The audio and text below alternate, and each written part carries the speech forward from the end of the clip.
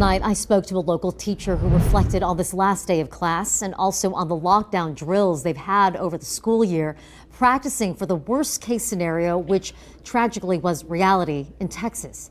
Shamshir Chima says that while the drills here are practice, experiencing fear with her students looking on is not.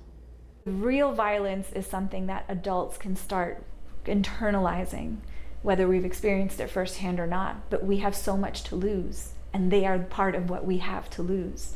So we get scared for them, and it shows, and they can see that. It is like a stab through the heart. From COVID and community attacks to safety issues and now another school shooting. Brett Forrest joins us live outside Rancho High School in Las Vegas. Brett, many teachers are leaving the profession and some are warning of even more to come.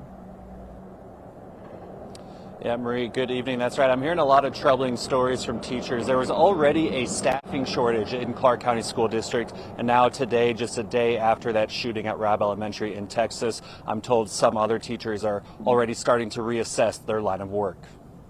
I already know people who told me after yesterday they have to think long and hard about whether they can stay in the career of teaching. Now, that's the president of the National Education Association of Southern Nevada. As an example of the current dangers at CCSD, she says a parent walked into Legacy High School last week, entered a classroom, yelled at the teacher, and flipped a desk over. The teacher pressed the administrative assist button, and no one came to help for 15 minutes.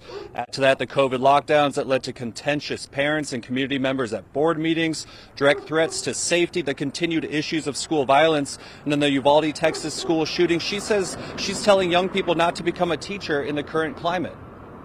I don't actually know anyone that is retiring because they plan to retire this year.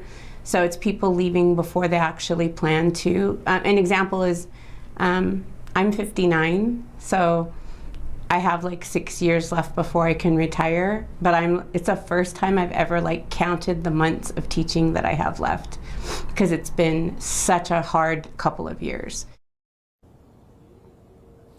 And she also tells me unless something changes, and she hopes she's wrong, that come the fall semester this year for the next school year, she expects there to be as many as 2,000 vacancies in the Clark County School District. Now, I did reach out to the district and ask what concrete plans they have in place if there are that many vacancies, and I will let you know if I hear back. Yesterday's shooting is one the nation will never forget. We'll continue covering what unfolds in Texas and around the country. Be sure to stay with us on air and online at news3lv.com. Shooting has more people calling on Congress to do something about gun violence prevention. Our Katie Munch talked to Republican candidates about the tragedy and asked what they would do to decrease future mass shootings.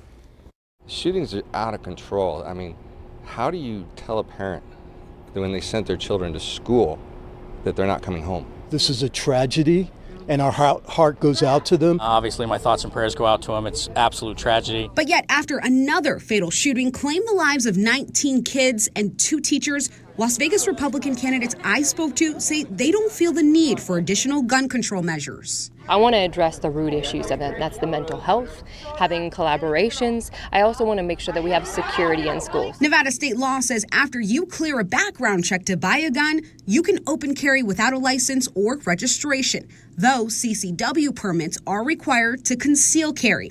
As for harsher criminal penalties, when a crime is committed, we're going to have to make sure that these sentences are the maximum.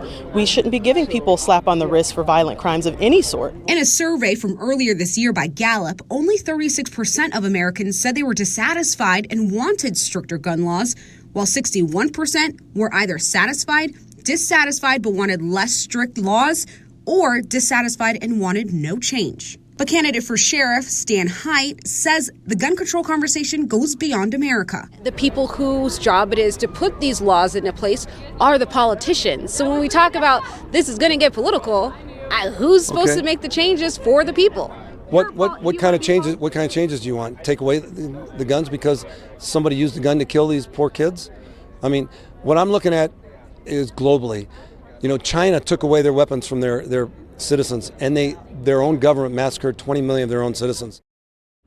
Hi everybody, I'm Reed Cowan from News 3 Las Vegas. We want to thank you for checking out our YouTube channel. Remember, you can always see more of our videos by clicking on the video links. And also don't forget to click that subscribe button so that you don't miss out on any of our YouTube updates. Thanks for watching.